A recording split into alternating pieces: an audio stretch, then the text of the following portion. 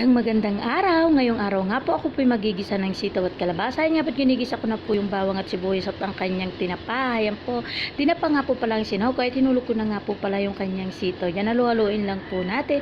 At pag lumambot-lambot na po ng kaunti yung sitaw, saka po natin ilalagay yung kalabasa. Nilagay ko na nga po pala sa asin at betchin. Ayan, halu-haluin lang po natin. At kumukulo na po siya. Ayan, napakasarap po. Tingin pa lang. Ayan, at napakaraya rin po niya sahog na tinapa. Ayan, kumukulo na po yung ating ginisang sitaw at kalabasa. Ayan. Sige lang po, hintayin lang po nating lumambot yung sitaw, saka po natin ihulog yung kalabasa. Ayan, at ihulog ko na nga po pala yung kalabasa, 'di ba? Swak na swak lang po 'yan sa budget. Budget pong ulam 'yan.